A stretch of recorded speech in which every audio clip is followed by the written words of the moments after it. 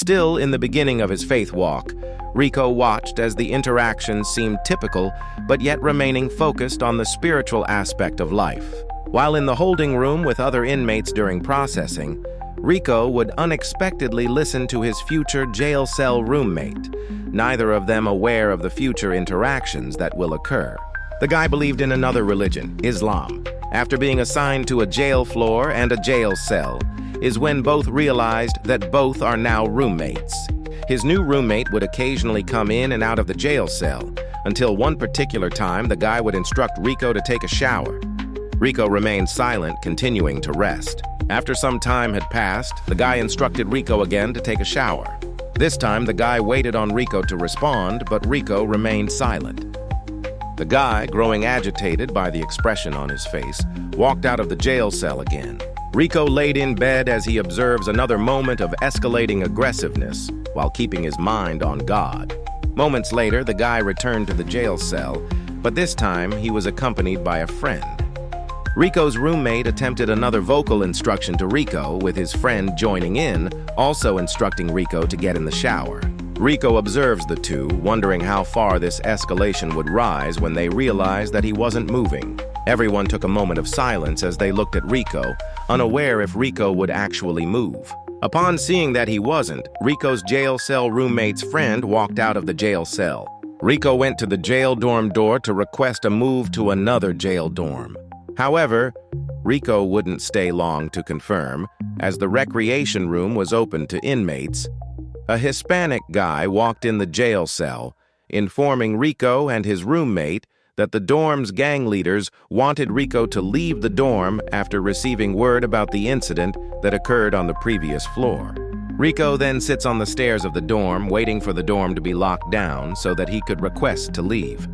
As a black African-American male begins to approach the stairs, he passes Rico as he told Rico that he better leave if he knew what was good for him.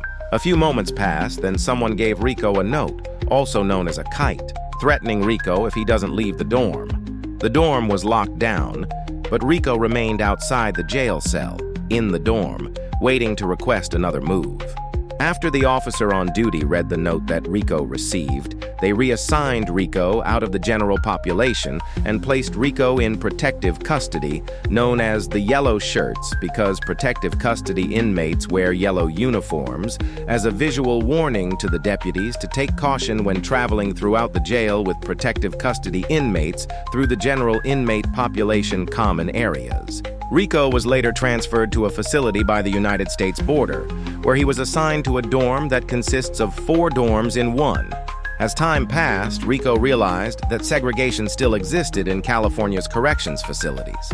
The blacks associated with the blacks, the whites associated with the white, Latinos and others associated with their kind, and the LGBT with their kind.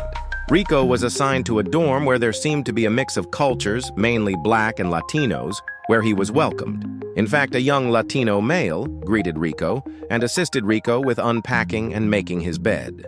The young Latino guy smiled and said, "Don't I know you from somewhere?"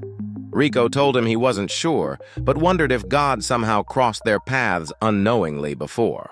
The guy then introduced Rico to the whole dorm, and the dorm's captain, a young black African-American male with dreads. Rico could sense the cautious characteristics from the dorm's captain by observing him. Rico knew that whatever case that the guy was fighting took a toll on his trusting capabilities, as if those who he trusted dearly was the very reason he could spend decades in prison. Rico would come to experience something similar while in this facility, as he met a guy they called Mississippi, a guy that was from the same region as Rico. They would become homeboys, but their unexpected friendship would be tested by the unity of color versus faith in God.